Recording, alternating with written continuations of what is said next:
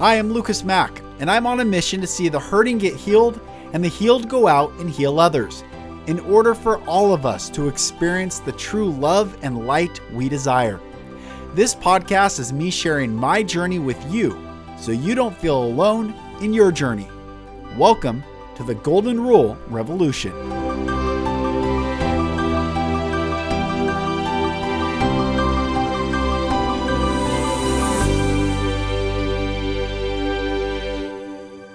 Hello, brothers and sisters, and welcome back to another episode of the Golden Rule Revolution. I am Lucas Mack. Thank you for joining me.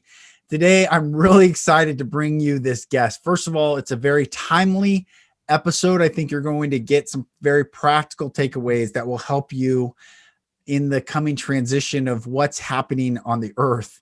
But also, you're going to hear one of the most fascinating stories, I think, ever. Jess Caldwell is one of the most fascinating people I've ever talked with. And this is a long episode, but I think every minute of it has value for you as a listener. Jess has been a prepper, an extreme prepper, and now she is in outdoors. She's foraging and hunting and outdoor preparedness. She's an incredible person and someone that I really enjoyed talking with on this episode, and I know you will enjoy hearing it as well. So blessings, everyone. Jess, thanks for joining me, and everyone, enjoy. Dear sister, thank you so much for joining the podcast. How you doing? I'm doing so great, and it's so great to actually see your face since we are on Zoom and be able to see your hear your words to your face, because I've been a fan here recently of your work. Thanks. Same with me to you. I mean, we just got, thankfully, my brother made the introduction. You were on his podcast, The Soulful Hunter, and I'm honored to have you on. You are fascinating. I mean, my brother's a hunter, and we like the outdoors. I love like every survival show. I'm addicted to them. I can't get enough of them. And then here you are in the last season of Alone that that's on Netflix, season 7. 2 females were 3 of the finalists, 2 of the 3 finalists. And it's really powerful to see. It's almost like the divine feminine. I was talking to a client this morning doing a coaching call. The divine feminine has risen so strongly. It's really beautiful to see. And so I feel like you're embodying that. So thank you. Thank you. Those words, divine feminine, they're powerful and they speak to me for sure. And I feel like the nature-based learning is certainly something that fuels that fire, that flame. Yeah. And so we can't wait to talk about it. And your brother was great too. It was so fun to talk with him and him being a hunter. And so, wow, your family is so very dynamic. Thanks. Well, okay. So before we get into what you're doing now, share your life growing up and how you got in. Where'd you get the love of the outdoors? I got that I really got from my dad. And my dad was, he was a salesman actually for fine men's clothing. He was in the clothing industry, which is interesting. He would travel from the Pacific Northwest to New York and back. Wow. and was always involved with the latest fashion of men's clothing. Well, at some point his father died. And I think he hit what some would call a midlife crisis of an awakening of the realities of death and the realities of our time on earth. And he really shifted gears. There was a divorce with my parents and he moved out. He actually took me with him and we drove out to Vernal, Utah, and he discovered an old, a very old, that belonged to his great grandfather. It would look like their settlement, and he deconstructed it log by log, numbered each of those logs, and hauled it all back to Oregon. That's where I was raised, so that he could basically rebuild it and live out in the middle of nowhere. And he started getting into horses and riding and even, I think, deep philosophy. I think he was starting, I noticed even when I was young, I was looking at some of the books he was reading at the time, like the Road Less Traveled and, some of these kind of epics that I could, even at a young age, could tell he was going through big things. And so luckily he took me along for the ride. I definitely would go, travel the 6 hours to be out in the middle of nowhere with him, where the nearest store was a good hour and a half drive. Wow. And he really let me be pretty free range. Let's put it that way. It was like the original free range. And he got me a horse, and he would say, just be back by dusk, and I would go off and build little fires and pretend I was, just this woman of the land, this young woman of the land who was, raised wild. And it just, there was nothing to do. There was no TVs or internet or anything. And so our time there was, it would have been really boring had I not had a really big imagination. And I think that fueled in me, getting to dream about what it meant to be a part of the wilderness and to explore it and to see things and be that engaged. So he really, he was a big piece to that. But I have to also later give credit to my stepfather, who married my mom, who's been just absolutely a hero to my family, in his care for my mother.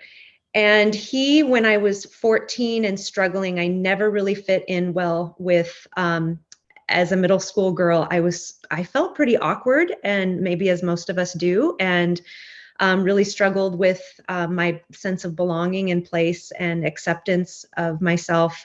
And when I was really struggling, because he sent me on a outward bound, a 3-week outward bound, basically 3 weeks just traveling the Pacific Crest Trail. Wow.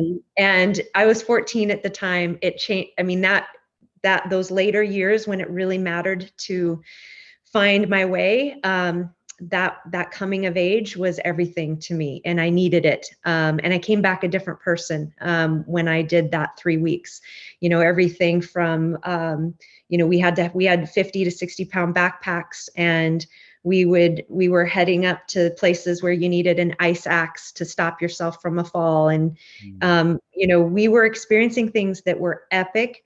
We did a 3-day solo at the end of the 3 weeks, where they leave you to be by yourself for 3 days with nothing but, a little bag of gorp and a headlamp and your tarp. And that was, I think, I needed that time to integrate the 3 weeks, and that time alone, and that time to observe, and that time to feel. When I came back, I felt so different as a young woman, and it just, that forever changed me. I had those peak moments young. Amazing. And here I am, an adult, doing the work to re-engage that at that level. That's powerful. So 3 days by yourself at the age of 14 in the mountains. Yeah. How many other, was it all girls? Was it co-ed? How many were with you? Yeah. Yeah. Co-ed. And there was probably, I'm guessing, about 8 in our group. One boy had to be airlifted out. 2 of us almost were airlifted out. I was one of them with hypothermia. We had some extreme moments, but it was very bonding. It was extraordinary to have that experience with both young women and young men. Yeah. Wow. Just watching you talk, listening to you talk, I'm struck by the facade of this world, the matrix world, this digital falsity that everyone thinks is real. And I'm looking at you talk, and you're, I can tell, incredibly intelligent. And watching the show alone, those people who survive the longest, everyone that's on there, all the contestants or any of these shows, hyper intelligent, holistically intelligent, and not so focused on whether people are programmers or whether people the matrix system has made our intelligence be so singularly focused, where you're saying that your imagination is what saved you. And think of what I think so often. I've been watching my children, and we went on this family vacation with another family, and just the contrast of the children that are so in their devices all the time. And I don't know. I'm just struck. I'm just commenting on, it takes so much intelligence to survive point zero on this earth. And yet maybe that's where we're going, where intelligence will be reclaimed, our birthright of humanity on this planet, which Absolutely. And I think we're all born with this. Well, first of all, thank you for the sincere compliments of your heart. I feel that. And as I mentioned, those things go right to my solar plexus and I feel them. I'm a feeler. Yeah, beautiful. But I think we're all born with this innate wisdom. And then along the way, it's always there. It's always accessible, as you know. And along the way, there's things that can distract us. They're strong distractions. And especially of this day and of this time, one of the things I love about being alive right now, I mean, I wouldn't, as much as I have nostalgia for our ancestral past, which I do, I wouldn't want to be alive at any other time. I think we have a signature, and we are born of the here and the now for a very powerful reason, to be in the here and the now. And so we are in this unique time of the modern lifestyle and the technologies available to us, the communication available to us, the modalities of learning. I mean, it is like the Matrix. You mentioned that. We literally can take on downloads through YouTube that are just like Keanu Reeves plugging in and being like, I don't know how to do something. Plug in, download. I know how to do the thing. Right. That's right. That's a great point. That's a great point. So we're there. We're doing it. And we have that available to us. So then it's like, with all this information, one of the things that I find, there is so much I could dive into on all the things I want to learn and explore in my time here on Earth. And sometimes it's overwhelming because I'm such a life learner and I want to get into everything. I mean, you open up the book of spirituality and quantum physics and noetic sciences, and I'm like, I could spend a lifetime just diving into that. If you open up the book of outdoor ancestral skills, traditional skills, I would spend a lifetime learning that. When it just comes to human connection and relationships, I mean, literally, we have so much to choose from to engage our minds with. Yes. Honestly, the outdoor explorations I've been very much involved with, especially this last year, I've almost had to shift from technological downloads into just the real deal, hands, like boots on the ground, fingers in the dirt, because I have needed that for the integration right now, because there's so much to download that it's really, for me, just been, I have had the most impact for myself this last year of putting the books away, putting YouTube away, unless it's absolutely needed, which it is sometimes, and then getting out there to have the physical realities of teachings hit me and integrate with me. That's what I'm feeling. Beautiful. So I want to go back briefly to, you do the 3-day integration by yourself after this 3-week period, and you come back into the world. From that point to when you got into prepping, like, tell me about that journey. So my family would say that I'm the seeker of the family. So it started young for me, and probably because of some of these early childhood experiences of being alone and being alone in nature. I remember my dad brought me up skiing. He was a ski instructor, and I was 3 years old on Mount Hood, just going like on the front of his skis, back of his skis. And I later was racing and got into GS and slalom skiing. But I remember being on the chairlift as early as I can remember. It was young, maybe 6 years old, alone on the chairlift and looking down at my skis dangling and thinking thoughts like, who's the voice in my head? Is it me, or is there another voice? What happens if I were to jump right now? Would I die? What does that even mean, to die? Would I actually wake up and I would not be dead but alive? I mean, I'd have these profound thoughts all the time, and found myself really as a young woman being the seeker. I know that as a teenager, I was seeking out a local shaman to work with me, which, I have, unfortunately, I have gone into all these paths of teachers, and I've also been very much disappointed in those who are enlightened and calling themselves teachers. Yeah. So in my, like, from being a young woman and transitioning into adulthood, I was really on a journey of wanting to understand the nature of reality and integrate it, because I've always felt like I'm just kind of a traveling spacesuit and trying to. It's a good. If that makes sense, I'm sure it does to you. Well, especially being the daughter of fine clothing father, I like that traveling spacesuit. That's great. Oh, he brought me back the very first pair of Jess jeans. I think I was 5 years old, and at the time I only wore dresses. I refused jeans.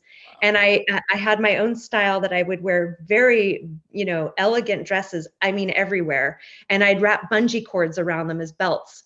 And that was my signature look. That's awesome. And he brought me back the very first pair of Guess jeans to ever hit the West Coast. And I was like, jeans, take them away. That is awesome. That is awesome. I know, right? Very funny. Oh, that's great. But anyway, so in my, as a young woman, actually my dad died tragically and unexpectedly. That pain and that shock was with me deeply. And I think I'm always trying to to really, like, understand the nature of death and why it comes the way it comes and how it arrives for different people, and the suffering that is here that we are all going to experience as humans.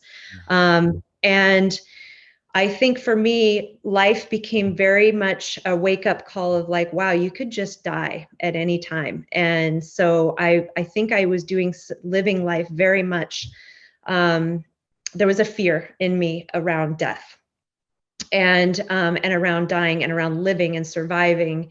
And I happened to stumble upon this track of survival, prepping lifestyle. It was actually through the channel of a spiritual group I was a part of at the time. And I would call it my spiritual school because we did do a lot of things that spoke to me, that I appreciated, that I would consider training, of resiliency training, mindfulness training, things that I value, and I'm glad I had the experience. But the group really had really started moving into what's coming in a way that felt, the preparations needed to be prepared for what's coming. It had a fear-based message to me. For people who are still in that group, they probably wouldn't call it fear-based, but education to prepare for what is coming. Mm-hmm. But at the time, the way I translated it and the way that I started using preparations as a way, and the information coming in about what's possible for our society to have major events that would change the nature of how we live our lives. Yeah. That became, as the seeker in me and the person who's always lived a little bit edgy and a little bit different, this really spoke to me. And partially because I think I've always loved survival stuff. I love the very first book I read when I was young. I can't remember the name of it right now, but some of your listeners would probably know this book. It's iconic. It's about a boy who travels by a small plane to visit his uncle or something. The plane crashes. He's out in the middle of the wilderness. The pilot dies, and he has to basically survive on his own as a young boy. It's a total coming of age story. Yes. It was Do you know the book? Yeah, I know I the think book. it's called Hatchet or Yeah, something I like think that. it is Hatchet. Is it Hatchet? I think I that's think it's what it is. Hatchet. Yeah, yeah. But that was my favorite book growing up. And then I used to have dreams when I was younger, wherever I was living, I would be like, this place has earthquakes. This place, if I would travel somewhere, I'd be like, I'd look up, I'd ask questions. What are the threats here? What do the people here have to fear in terms of nature? Is there volcanoes? I was thinking like this when I was young. And when I was a young woman, Christmas presents for me, for my family, was bug out bags. Car auto packs for if things go wrong while you're on the road. Yeah. So I've always had this in me, and I used to have very detailed, very vivid dreams about different calamities. And so I think this particular group really spoke to me, because when they started talking about being a more resilient human who needed to, that we all needed to learn how to support ourselves and not rely on the food supply, the food chain, our current model of how we receive food, how, that we just, have our air conditioning and our heating, and we go to the grocery store, and this is not sustainable, given our complexities of where we're at. So that all just really spoke to me. And then when I dove in all the way. That's awesome. All the way. So I'll just quickly, if you have any questions, feel free to stop me, because I'm like this train has I left the love it. station. No, it's good. This is good. Well, so the spiritual group, what did they anticipate? Was it like the pole shift? Was it All of it? all? Depending Yeah. on what year it was. I think in 2000, once there was definitely polar shift talk. There was talk of the Mayan calendar shift, of what was coming from there. Always once 9/11 occurred, there was all sorts of talk of bioterrorism and just civil unrest, food shortages, viruses, famine, you name it. So all the things. And then what's interesting is that I met a man who I ended up marrying, who professionally built underground bunkers for a living. Wow. And so his and we've since divorced, but he's one of my best friends on the planet. I mean, we have 2 kids together. We partner like bosses. We do this parenting thing. We live 5 minutes away from each other, and we're very close. Thankfully, I'm blessed and lucky to have that situation. But he built bunkers. We're talking underground, 3-bedroom, 2-bedroom, whatever homes under the earth. Some of these homes have submarine doors, because they're preparing for a potential massive earthquake that could result in a tsunami, or even polar shift, as you mentioned, with global changes. And given that this was super interesting to me, started selling and becoming a consultant for preparedness, for freeze-dried food, emergency supplies, and then I would meet with those folks and help them to determine what they'd need based off what their concern was for their shelter. Okay. So we were quite a power couple. That sounds like, well, I have a wild bunker story. Everyone listening, this is gonna be super wild. It's gonna be wild. But I went ice fishing with a friend, he and his young son, and I took my son. We went out ice fishing this year, and he was talking about a friend of his who builds bunkers. And for all I know, it could be your husband. I have no idea if it's the same person, but he said, yeah, he's Russian guy. He's awesome. He's like, yeah, my friend builds bunkers. He's like, but not bunkers like you think, like bunkers, like real houses under the earth. And I was like, wow, that's amazing. And he said that he builds zombie bunkers.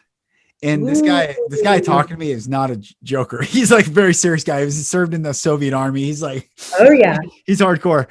And I was like, zombie bunkers. And he said, especially in the Middle East, the sheikhs all have zombie bunkers. They believe in the Middle East, it's common belief that there will be a zombie like apocalypse coming. And I said, well, what is a zombie bunker? There's some chamber that listening. This is funny that we're talking about this, but this is so it's good. real. There's people out there building this up. Like, because zombie apocalypse scenario is my favorite by far. So okay. like, wow, I cannot wait. Anywhere. Believe me, we can go everywhere and anywhere.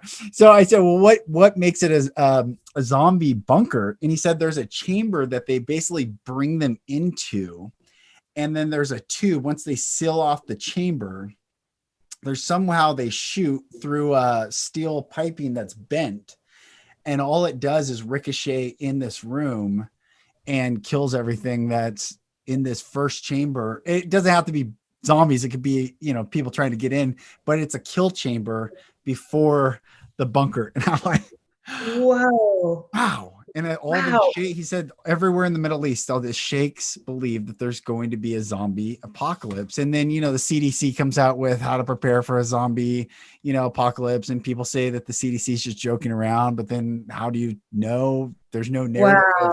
Right. On it, right. It's with all the other pages that they have. And it's like, weird. Wow. Well, that is one of the most fascinating things I've had. I mean, like, cause I have a lot of bunker stories, but that bunker antidote is over. That just hit so many new levels. Yeah. That's wild. Huh? This one. Yeah. Wow. That is wild. And it's amazing to me that many people are, that many people are thinking that way. I'm sure it leads to also where we might be going with this conversation around fear. Yes. Because I think there's a fine balance between, taking our precious time here on earth, where we never know when that next breath is coming. And we have this absolute gift, power source, vibrant, cell vibrating energy, exchanger, brain receiver, powerhouse of a body. And what are we going to do with it? What are we here to experience with it? Because we really all have that choice of what we're going to use with our life, how we will live with our life force, and where we're, and it really doesn't matter. I mean, honestly, I'm actually through so many phases of my own personal journey that when I hear other people talk about theirs, it's more extraordinary to me and interesting. I don't consider myself I have my own journey and the way I do things. Yeah. And I love other people's stories and how they choose to live their life and how they're what they're doing with their time here on earth. To me, it's not bad or good or, the right way or the wrong way. It's like, it's just your way. And it's fascinating and brilliant and sometimes super cool and super bizarre. Yeah. And there's, it's what we got. It's cool. It is. It's the beauty of humanity that we're all this beautiful mosaic tapestry. I was talking to a coaching client this morning, is that the system will always, like your group there will always be a call based in fear to go down the way, whether it's religion, philosophy, education, politically, there's always the way. Well, the way de-individualizes. The way brings the masses where we're no longer known as individuals. The way is a way, just a lot of people conceding to a way together. And I think that's where the trap is. Everyone's looking for the way, the answer, the solution. Give me and it comes back to being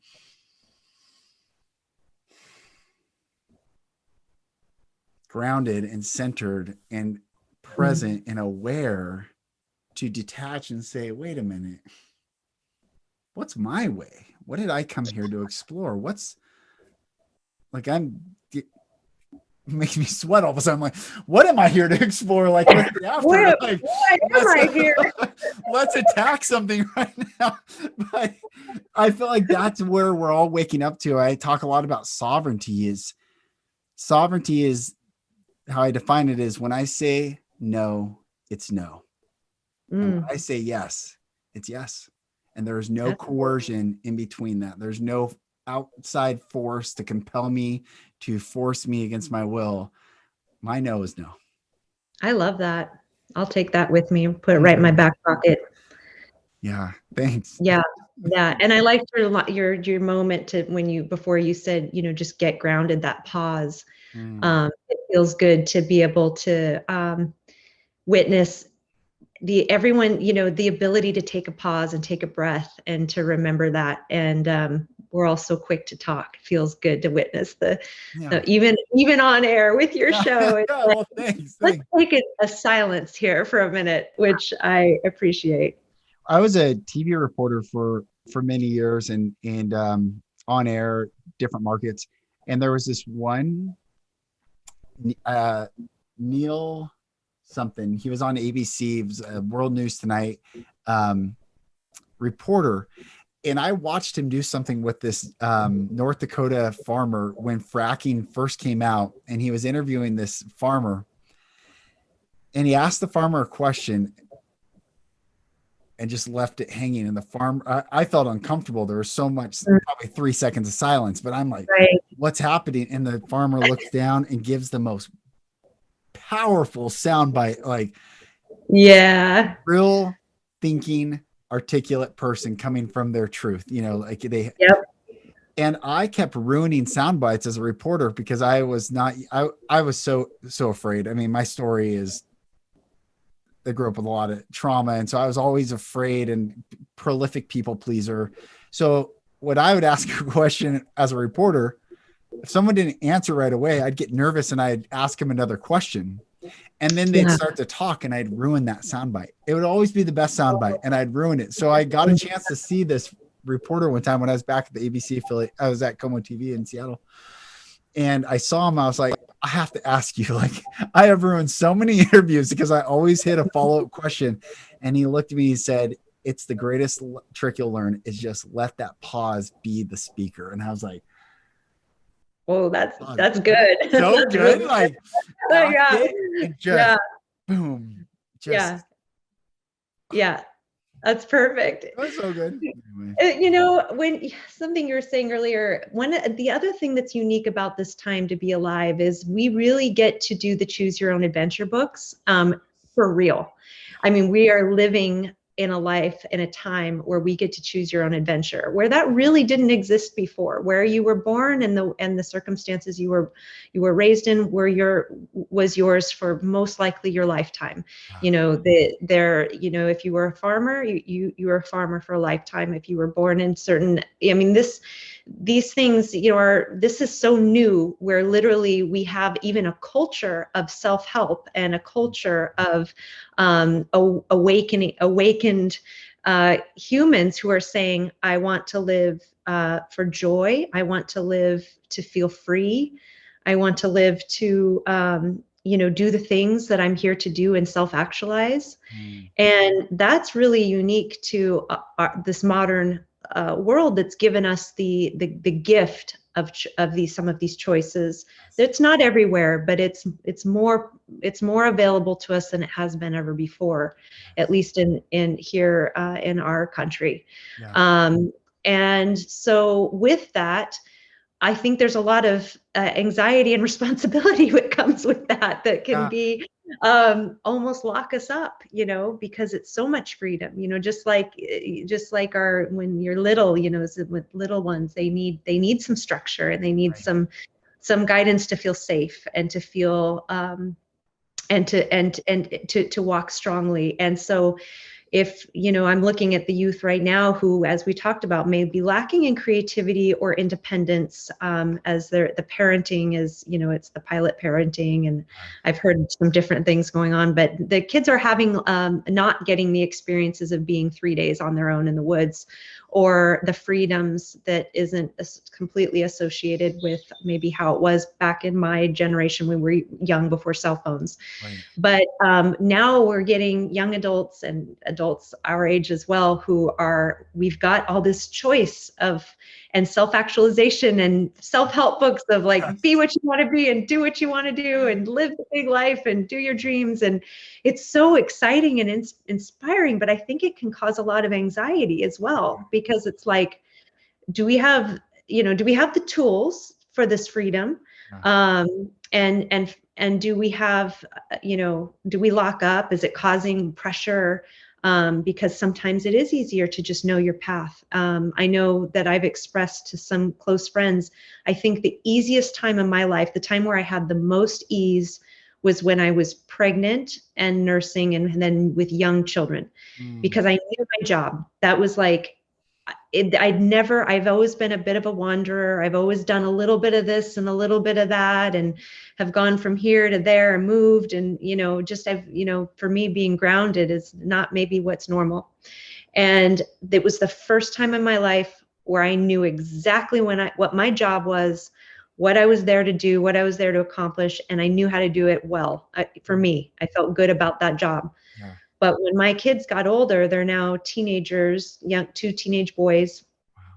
And that role of mama is not what it was. I've had to kind of it was challenging, it still is, of what's my job at age 45? What am I here to do?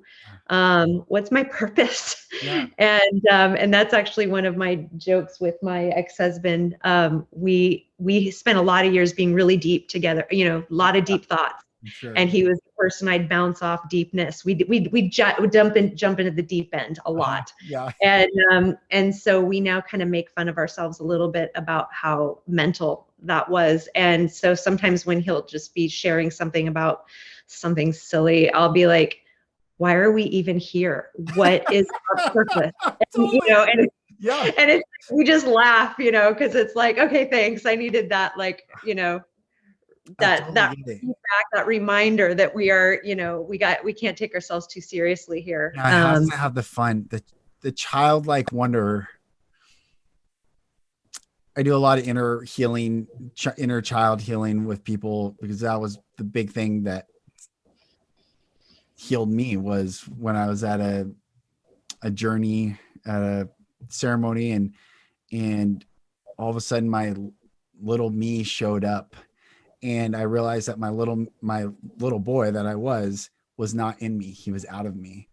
And he wanted to come back in. He was tired, and I was tired because I've kept this ego mask facade up for so long. The smile, the prolific people pleaser, the trying to get love from people that are incapable of loving me from childhood and all these things. And it was when I realized that my little pure, innocent self wanted to come back in. I invited him back in. Like I get chills right now. It was so viscerally, I could cry, actually. It was so powerful. It was so, yeah. It was everything. It was everything. And now I do the same thing with people. Well, one of the things I learned after that was I never knew how to have fun. I was not allowed to have fun. It was like, what is fun? And now that I have, 3 children and it's like, wow, this is fun. This is what fun is. And so I think and what is fun? Fun is presence. Like, that's all it is. It's the now moment, enjoying, not having any, it's funny. It's like, we need the confines so that we know the boundaries to create from, but in the present moment, when children are so present with their imagination, the now moment are the confines to create and have that place of wonder and stuff. Yeah. And that's so beautiful. I mean, not many people can have a real self come back the way you have and be able to share that so eloquently. So, Thanks. Yeah, way to be a heart. Sis, I've done a lot of work. Yeah, it's right. I know. I mean, it's kind of, and I think even in this contrast of past versus present, in the past, there's always been pain and abuse and trauma, but there has never been a platform to talk about it in a way that we are all talking about it now. And maybe not all of us, but some of us. And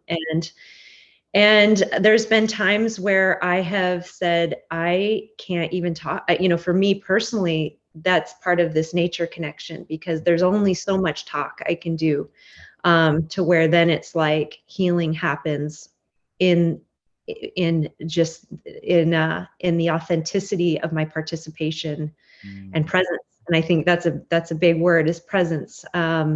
Because I still continue to have moments in my adult life that just that my mind is just like, oh wow, like, and they're interesting, they're simple, they're not even, they're just a moment in time for me that seem to unlock something that just affects me so deeply. Something you said about that little boy, little girl.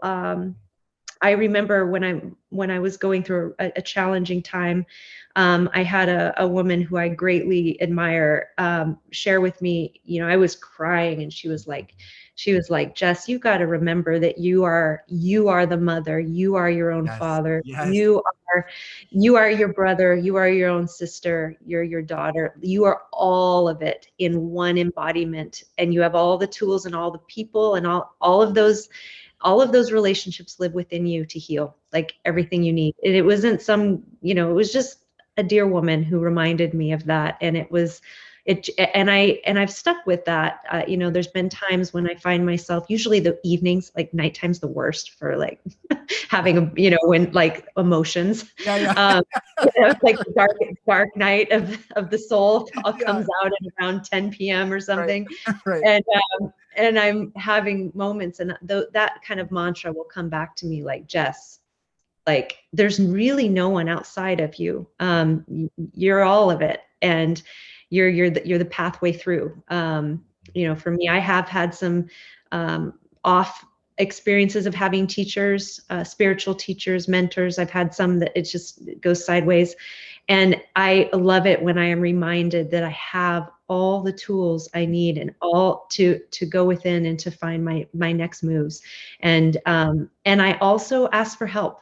Even though I'm saying almost two things that are opposite of one another, I don't have a strong past or history to religion, but I feel deeply supported, and I feel deeply connected. And so whenever I also find myself very much feeling the isolation or a sense of where do I go now?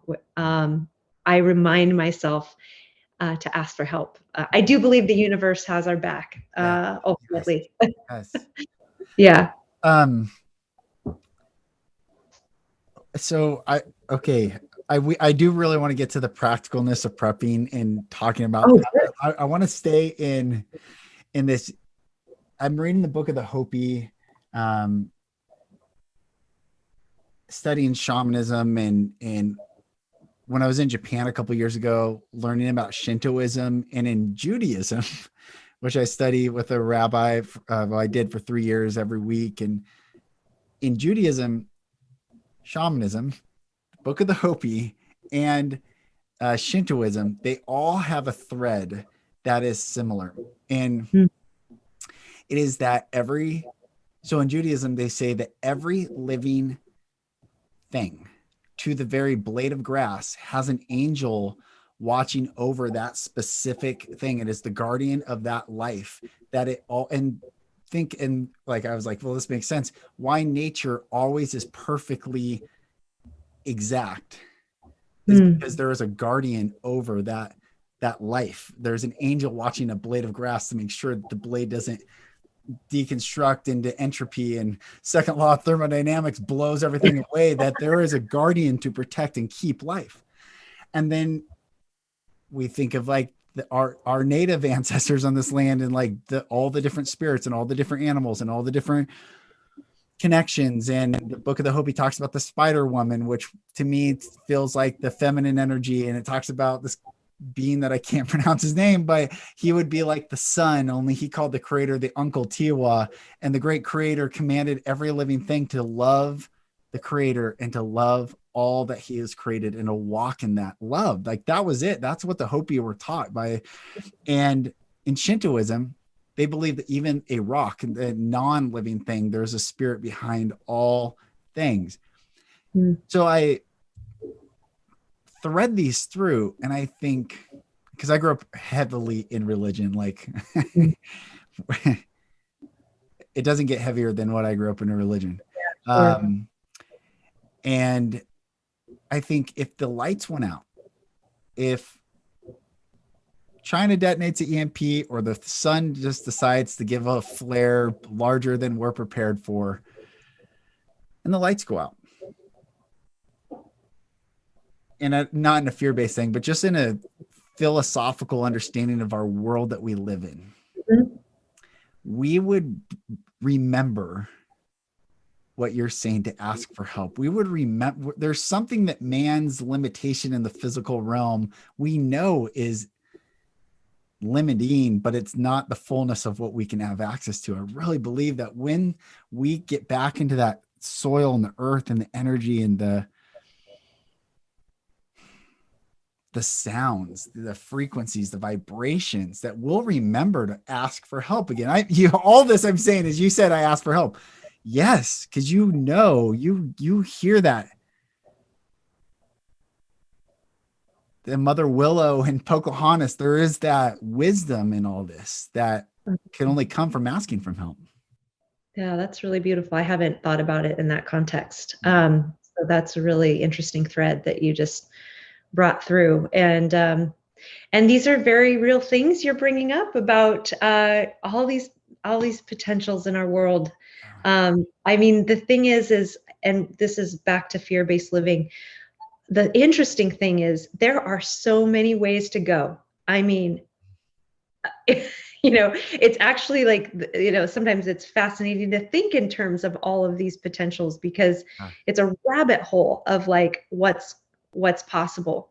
I know specifically, since things have been so heated this last year with COVID, with politics, with so many hot topics, that where inundation of information is coming in from multiple sources for me, with multiple feelings and Energy. around energy. Yeah. I mean, the more that started to take place for me, and I could recognize there's important information being shared that is important to understand or learn, but the information coming in became too much for me, as a sensitive human, because I am so acutely aware of my time here, and so I stepped out of this particular fight. Like I literally stepped this. I was like, this is actually not my fight. There's some things that feel out of my control. There's some things that I feel that the more I can just ask for personal wisdom and follow my gut and do what's right for myself, without spending too much mental energy, taking my life force down a path of, that is volatile. That for me, and it's very unique to me, because I really appreciate and honor the warriors out there for whatever their message is, that they have the passion and the will to speak up on those platforms. I really admire that. No matter what your message is, if you have the energy, courage to do it. Yeah. then it's, I really am, like, wow, that's cool. And for me, I've had to, this year, I have retreated to the woods. And I've retreated to nature, because the wisdom, and maybe what you're saying here with, there is wisdom and energies living in the forest, and there's also intelligence. Yes. And that intelligence is hopefully where I'm going to gain that strength right now to be here right now. So that's an interesting piece. But I don't know if I mentioned this to you previously. We don't have to go into this too deep, but I think it's a fascinating read on my on me. At my lowest moment, this is the moment of when I was divorcing, when I had 2 kids. One had a major health issue at the time. I was stressed beyond max. There was a lump in my throat that I thought was cancer. Turns out it was just anxiety. I was at the breaking point of my preparedness of, creating my perfect storm of such tight preparedness that I had forgotten the joy of living and love-based living, to where I would be having a conversation probably about the inner chamber of like zombie You know, I'd probably be talking about what weapons would be involved. Yeah. I mean, stuff that I'm like, I guess I could have gone there. So I think when I hit that moment, I lost a job that meant a lot to me. My spiritual community, I left all at the same time. Of course, these things all seem to come crashing and burning down at the same time. But the spiritual community I was involved in, I stepped away from. So there went my friends, my community, my religion, my spirituality, and I was I was numb. And I went onto Craigslist and saw that there was a job offering in cemetery sales at a large funeral home and cemetery. And I immediately called them and said, I would like a job at your cemetery. And the guy I spoke with was like, well, come on in and I'll take you on a tour. And I, went in, and this is a big one in Tacoma. And I went in there and they were like, I think a little bit like, what is this gal? What's her deal here? But I took the job on the spot. And the next day I started my 2-year career in cemetery sales and pre-need funeral sales. Let me tell you, that was about the coolest thing I have ever done for myself. Wow. Sales are in my nature. My dad was sales. I got it in my blood. Yeah. Because I love people. Sales to me is really relationships. That's it. Nice. I was a relationship builder. I always have been. It's my superpower. But I saw the dark side of the funeral industry for sure. It was an exploration. It was something I learned along the way. But the point being, I was going to work every day and either meeting with people who had just lost someone or who was about to lose someone, or I was observing in the back room, a room full of people who have passed away. And I really, I'm such a visual person and I'm such a visceral, experiential person. I remember going into one of the viewing rooms and there was a woman there who had been embalmed, makeup on, hair done. And I just went over to her and probably sat with her for a long while. I touched her skin. It was cold. I observed what it looks like, I'd see what death looks like. I needed to touch it and feel it and witness it, because when my dad died, I was just really presented with a cremation box and there was no integration. 100 years ago, if there was a death, we had such a better relationship with death 100 years ago. Yeah. When someone would die, the family or community would come together. They would anoint that body. They would care for that body. There would be ceremony. There would be ritual.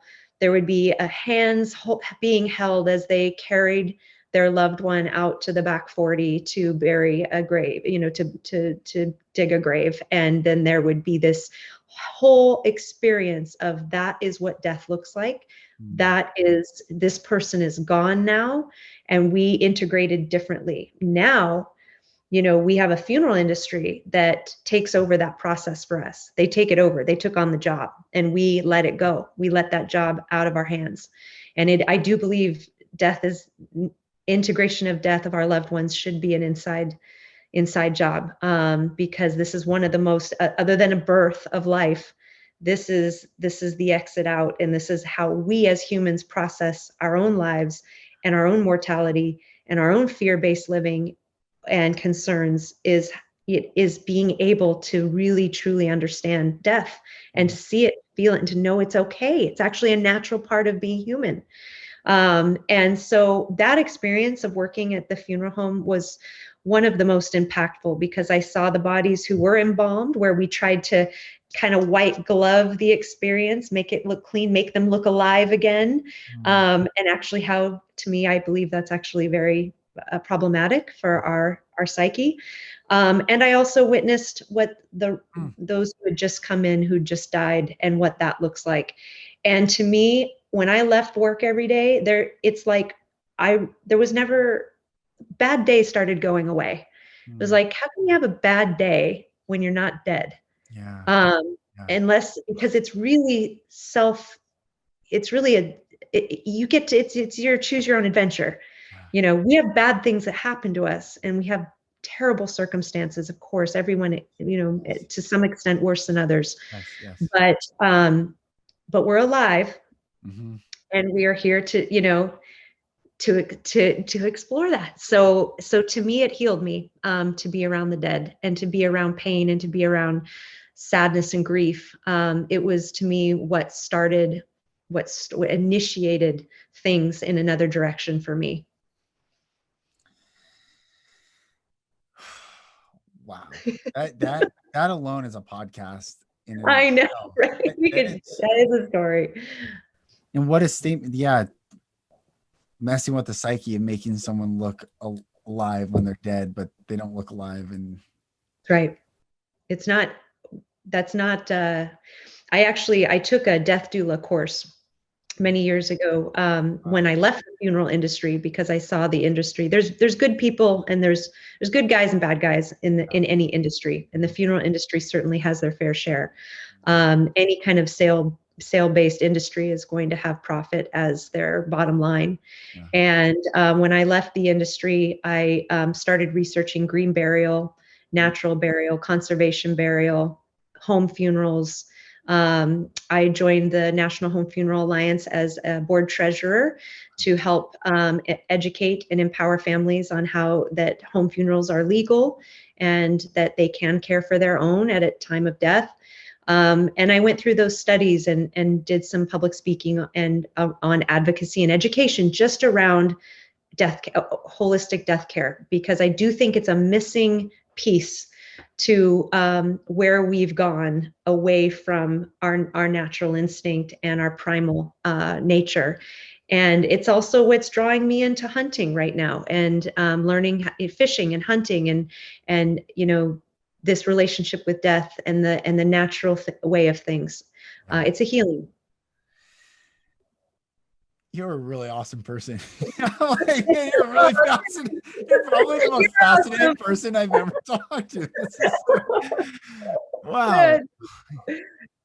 Well, I knew we'd have good connection after listening to many of your podcasts now. Since I'd been introduced to you, I was like, well, we're going to have a great conversation, because there's a lot to talk about and a lot to explore. And I think this is a really exciting time, because I think a lot of people are feeling like something's missing and wondering what pieces, of the puzzle, could possibly come together to make us return to a state of remembering what it feels like to be free and to be whole. And that I feel like I hear that across the board a lot.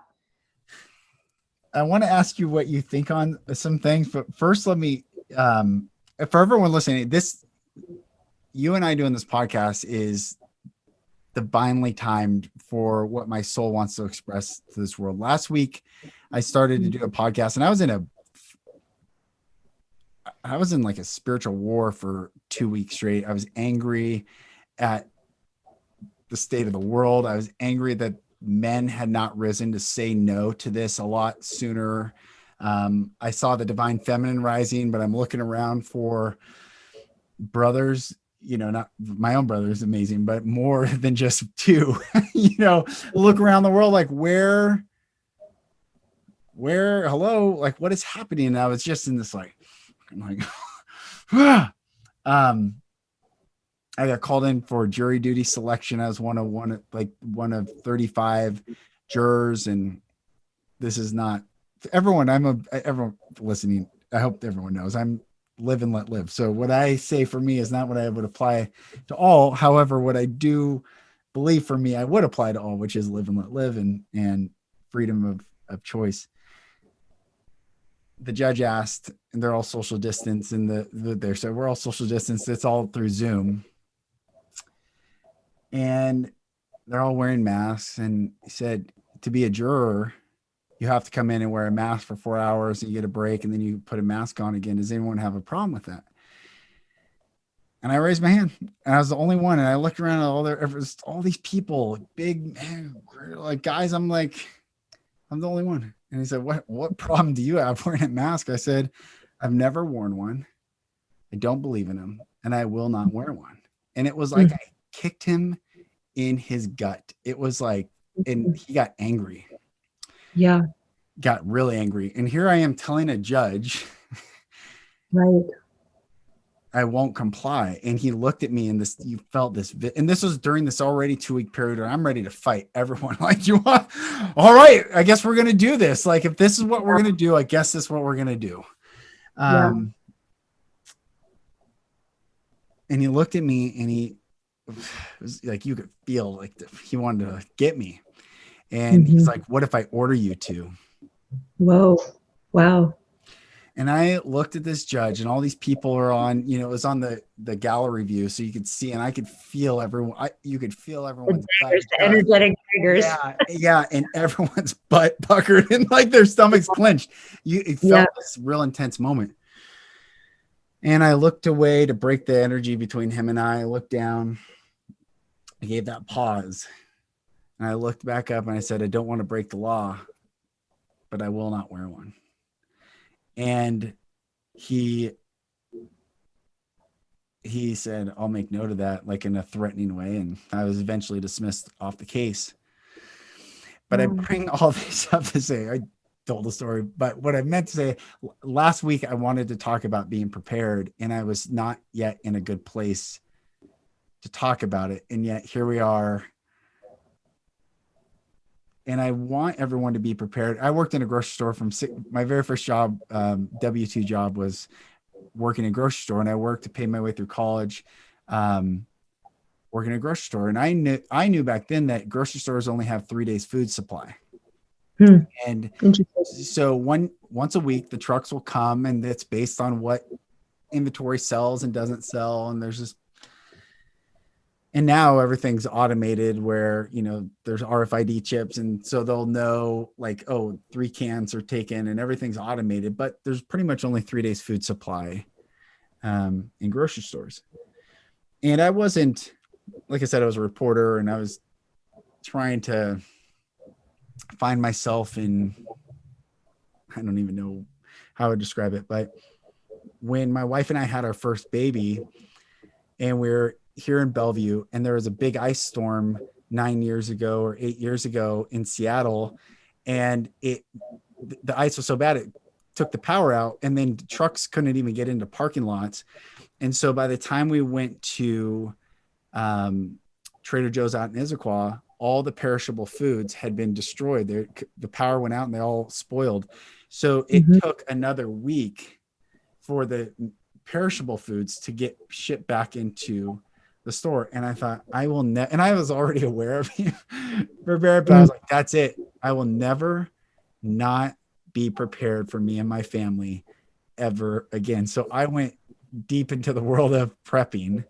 Yep. And I know that goes way further, that, goes 100 times further than where I was able to do it, but I have done it. I do believe in it for the very reason, not even fear-based, and I used to be fear-based, is to be sovereign, is to not be reliant on a power structure that makes us comply in order to receive. My soul is viscerally opposed to being forced against my will. I will not do anything that against my will ever again. I'd rather die than comply to tyranny. I'm very clear on that. Yeah. Yeah. And so this is a really interesting, almost dichotomy that we find ourselves in right now, because, in our ancestral past, there was no, you live with the land, you have all the skills you need in a community to provide for families food, to hunt, to gather, to provide shelter. Those things were interwoven into the day and into what you're born into. This is how you live life with nature and still procreate the species. Humans have figured it out. In this time where we live now, we have almost set ourselves up almost for failure for that experience, because we have city centers, and unless you live by your, in some kind of community of sovereign, beings who are doing this full time, We are really at odds with sovereign living, that they're really, it almost doesn't, it's almost unattainable in terms of, Yes, you're right. if everything, if the lights were to go out tomorrow indefinitely, Yeah. you know, the city centers of any kind are not set up, and our skill sets aren't set up to take on the long haul. Now, I do think it's important. You know, I know the Mormon communities, they have their, you know, they teach to have a year's worth of food in storage, and with that, they also teach how to rotate food, so that, because in my in the 10 years that I did prepping, I witnessed so much waste, and it became gross, actually, to see how much people were buying in food, you know, doing these thousands of dollars of food and food storage, and then not knowing how to take care of it or to rotate it, bring it into their diet. And then the food, you know, 20 years goes by, you know, moisture is a problem, things happen, they move, divorces, and that food just goes to waste. And then that, to me, is a real gross example of humans as consumers completely out of alignment with the natural way of things. So there's this extremes on both sides, where in a short-term emergency, you know, couple weeks, it makes sense to have food storage, because then, you know, you can make it through with your family. Your family's going to eat, they're going to have water, you know, having some water tanks, having some, you know, your basic needs met would be very important and wise in any environment, to know you know, you can make it for a couple weeks. But then there's that next level thing, which is, you know, what if we were in a cataclysmic event that took us out for, you know, of normalcy for the long haul? Well, then, you know, your 1 year of food is going to run out. Now, and then what? You know, have you developed that relationship, and a community connection with others? Because I also think it's very hard for people to think they're going to do that alone. I think, you know, even the 10 years that I had full food production garden and was canning and, you know, all the stuff, I still had to go to the store for things, you know, I still had to use what was in my storage. And I was totally out of alignment with even the weeds that were growing in my backyard that provide some nourishment. Didn't have the skills to hunt. But we find ourselves in a very challenging time. If you are both conscious of what of sovereignty, and the will to survive a long haul, a cataclysmic event, you are going to have some tricky moments ahead to really define how that looks and feels, so that life still is beautiful and has a fruitful energy of joy, but also is empowering, that you don't feel a victim to the circumstance of the modern world. This is a real interesting dichotomy to me, and I challenge myself with it all the time. So for me, right now, I was speaking, one of my favorite questions that I do like to ask people just when I meet them and we're having a conversation, I'll be like, so what's your zombie apocalypse plan? You know, that's like such a great, that says it all. Like, I kind of can tell a lot about you from your response. And I actually, I met up with a gentleman named Bruce McGlenn, who he has Human Nature Hunting, he's founder of Human Nature Hunting up in Kettle Falls, Washington. And he's bringing groups out, real beautiful man, very, you know, very connected to the earth. He's bringing groups of people out to Kettle Falls for 4-day intro to the path of the hunter. And they go through, you know, I like his program. And he actually partnered with me for Wild Kind Academy and my new business launch, and did a shellfish forage event here on the Hood Canal with a group of people. So I like his style. He's into food and harvesting food. But I asked him that question, and being that he's a guy who has this big property and, or, you know, he's got land, he's a skilled hunter, forager, and his response was intriguing to me. He said, my plan is to go lightly. My plan is to go lightly, to live lightly. And for someone like me, who had every gear imaginable and and I mean, like I even had for the bunker at the time, we had a Great Dane dog, and I bought a Great Dane dog size, basically toilet that would go down into the underground shelter to handle that dog going to the bathroom. That's awesome. And I mean, That's okay, I had gear. Okay, yeah, yeah.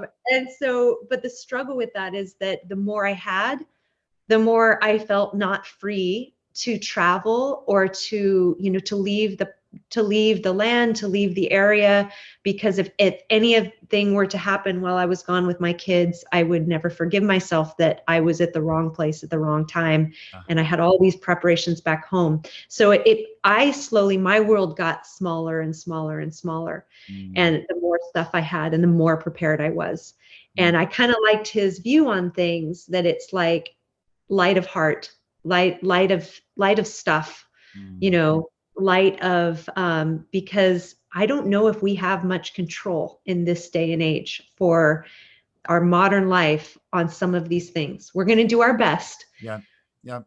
But, it would take a community of people, you need your beekeeper, Yeah. you need your ham radio operator, you Yeah. need your, you need your specialist for, you need your seed saver, people who have the skills to know how to save seeds, and harvest the seeds from the harvest. You need people to know how to preserve food, people to know how to hunt, people to fish, people to, make goods, to weave things, to make clothing. I mean, this is so mind-boggling to me. Yes. It's a conundrum. And this is, now I'm glad we're at this point. And if you have to, we're going over. So if you have to go, you let me know. No, this is great. I love this. I think having everyone listening have minimum 2 weeks supply, because it's not even about survival. It's staying out of the chaos that would happen. That's like priority number one. And any chaos, just, you don't want to be around frenetic energy if people are operating from full fear. You just want to be able to stay out. So have a couple weeks at minimum, 30 days and think about how you eat now under stress. Think about 30 days, if you're stressed out and you're not conscious, could turn into 2 weeks worth very quickly. So think through all those things.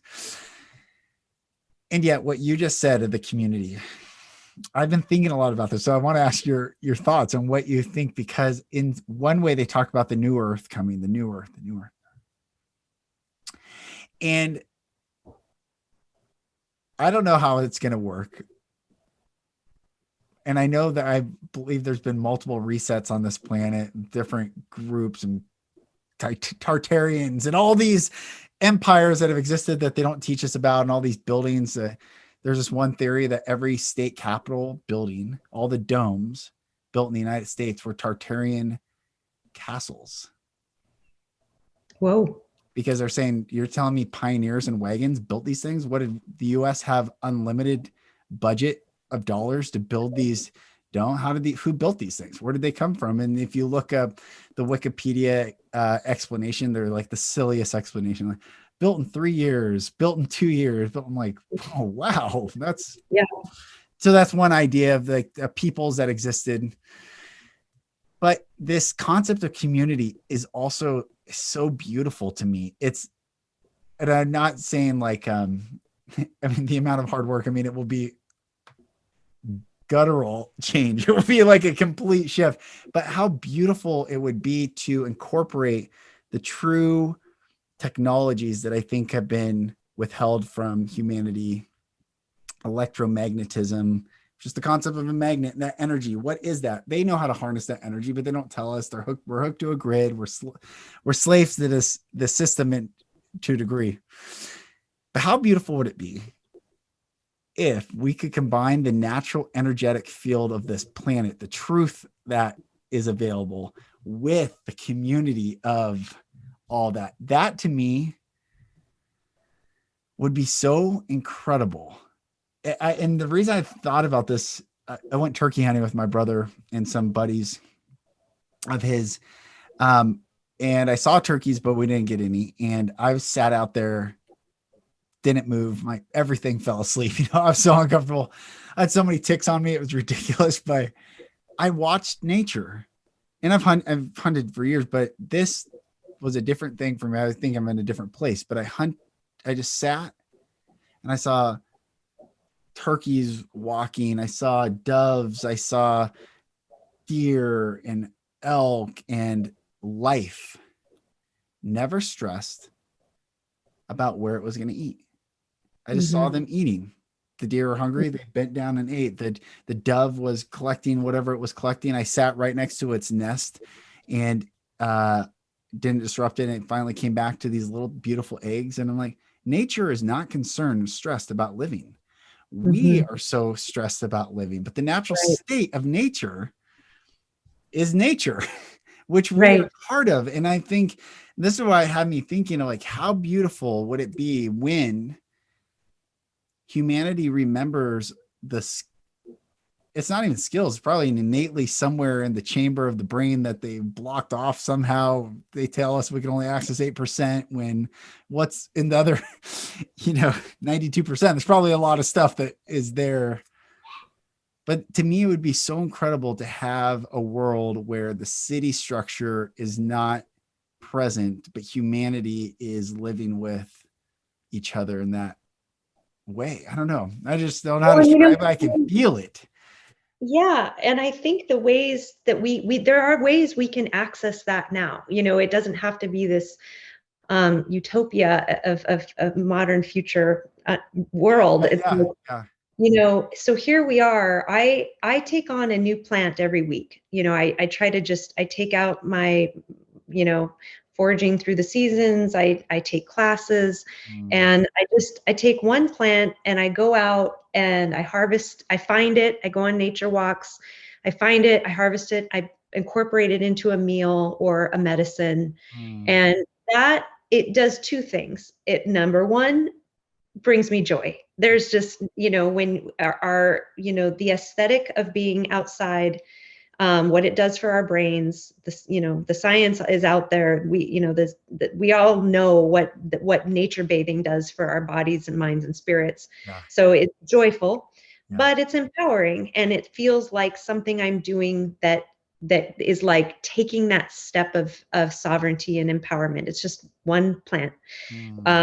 And you do that over time, and next thing you know, you can name some plants, and you know what's happening in the season. This spring, I know what to look for, and you become a little more seasonally aligned, which I think is something that we lose track of when we live in temperate, rooms where we control the temperature, we control what our access to. We lose touch with the seasons if we're not outside engaging the smells and the sounds and the feels of what spring is, which then really gives us that engagement that that we kind of miss out in our modern world. So that is just wonderful. I'm taking the path of learning hunting. This will be my first year hunting, although I have been fishing my butt off this last year and a half, fishing a lot. And I like the idea of fishing for food. I like it when the food I'm harvesting incorporates into a meal. To me, that makes it, relevant, So I'm enjoying taking on like what's around me, what rivers, what streams, what lakes. I went out to Westport recently and did some jetty fishing right off the jetty. Just hiked out there with the pole and brought in, black, bottom fish, lingcod, and it's like, this is right here. We live in a very abundant place in Washington State. The Pacific Northwest in general has a lot to offer. I think, if we're having these conversations about survival and you live in the desert, and there's not a lot growing, well, I don't know. I actually know nothing about that. That would be an interesting learning of what would be needed to survive in a desert, what would be needed to survive. But we happen, I know I'm learning my area. Yeah. I think that's the thing, is wherever you live, you learn about your area and what what is abundantly being offered. And then, I start to make relationships with my neighbors. I know I'm blessed that I have a dairy farm right down the road, and I have a relationship with a woman who, she runs her own deal, and it's a raw farm, so she has Awesome.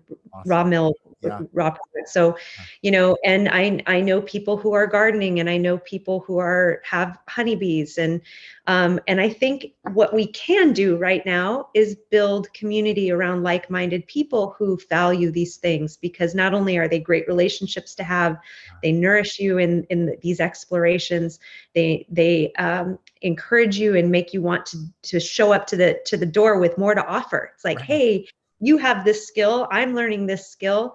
And I think those are important relationships to have, so that if we were in a crisis, yes, having that 2 week, I'd say definitely a month of, and I think freeze dried food is a great way to store food, just because the shelf life is so long. So that investment lasts for a long time. If stored well, and it's very tasty, and you just add water, but then make sure you have water storage, water tanks. And again, in Pacific Northwest, we are blessed to have rain, so rain catchment systems and ways to harvest water when it's so available to us. These things they're available to us, but they're a time investment. They are an investment for sure. But it's an opportunity. And if we all could be building community around this and talking about it, it probably would feel good no matter where we are with it. It would be, fruitful. It's such a beautiful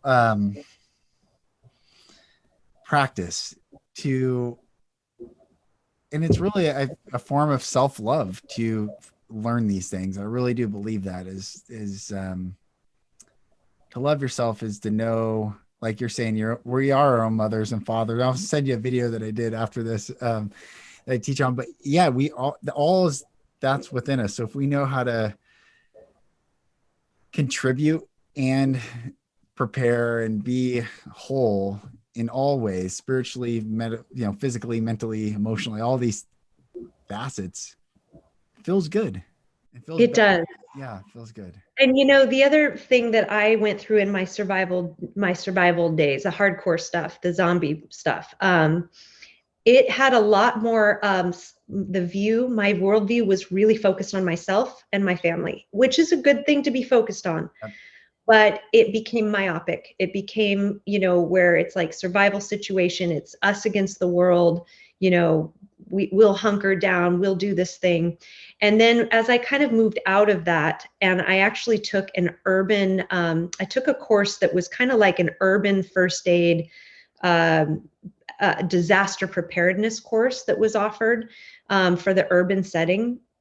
And it kind of opened up my eyes and made me see outside of that myopic view, that if a disaster were to happen, an earthquake, some calamity that were to cause problems, that you should know your neighbors. You should absolutely know your neighbors, introduce yourself to your neighbors, let them know your name, find out who they are. Do they have medical issues? Do they, are they, or is it a person living alone? Do they have family nearby?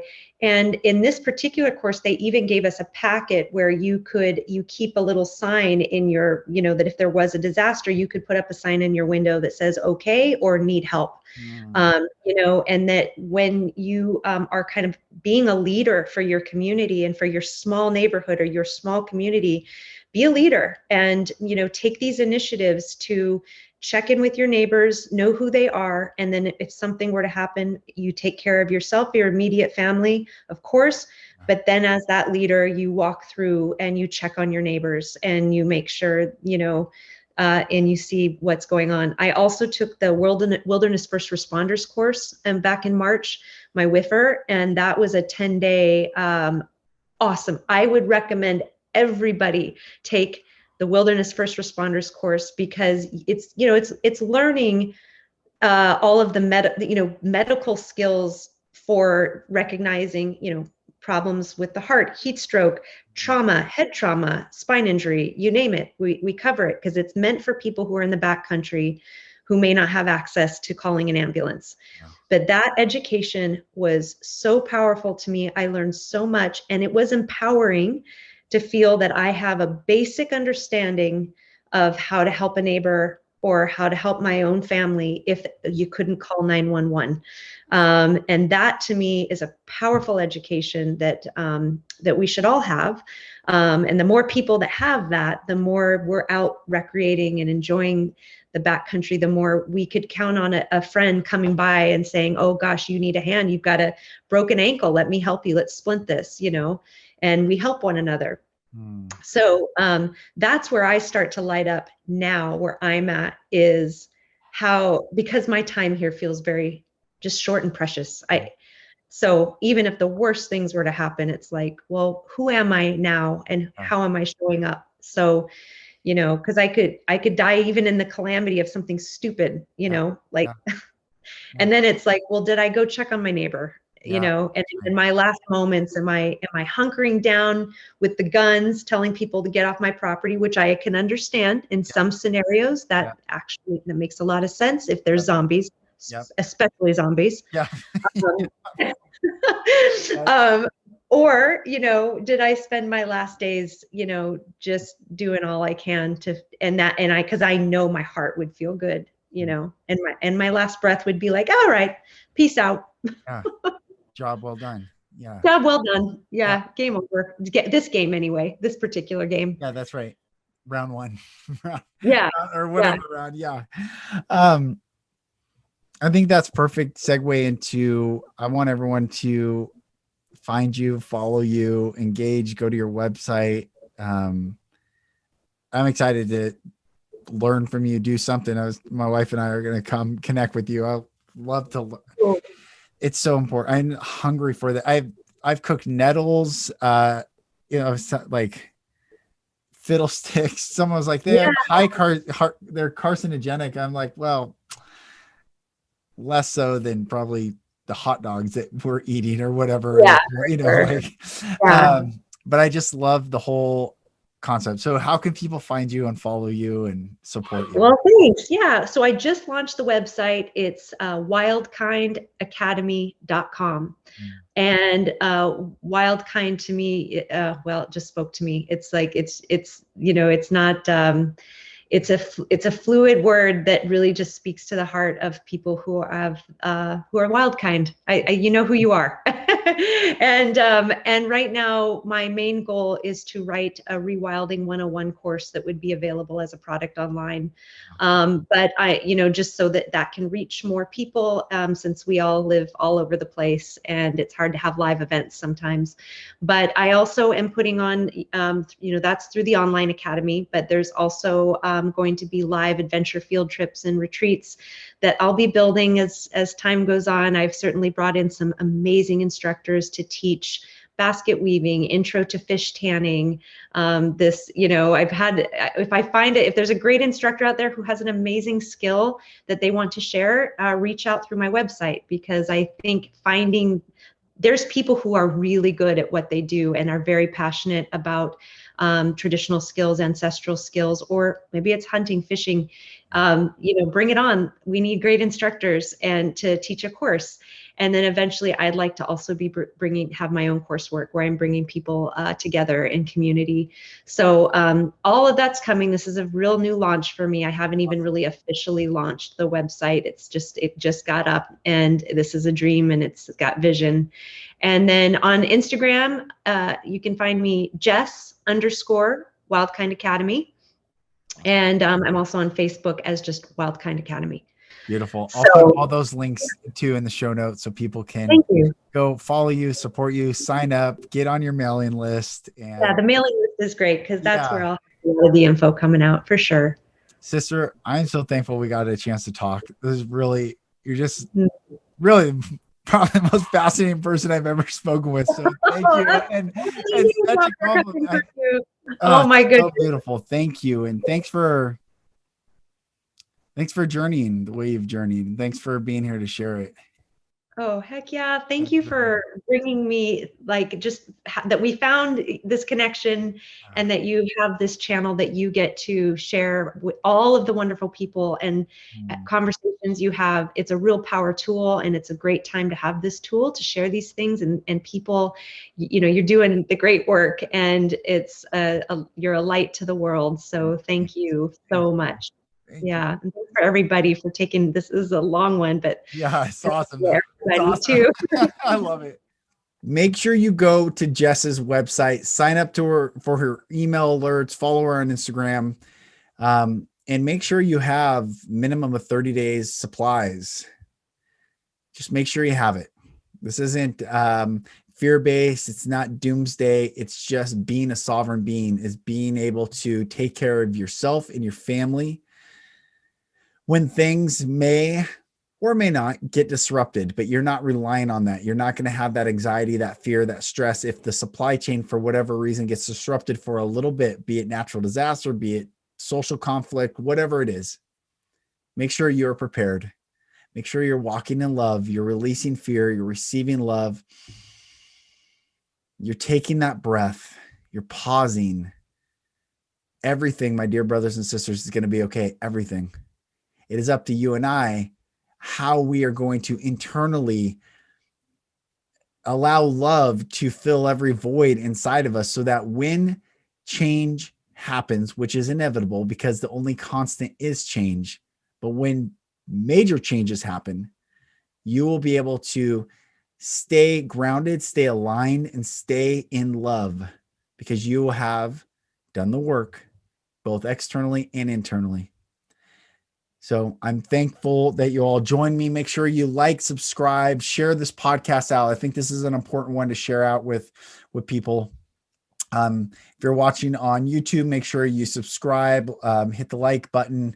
And if you're listening on podcasts, I'd appreciate if you could go rate this, share it, give the Golden Rule Revolution a rating and a comment.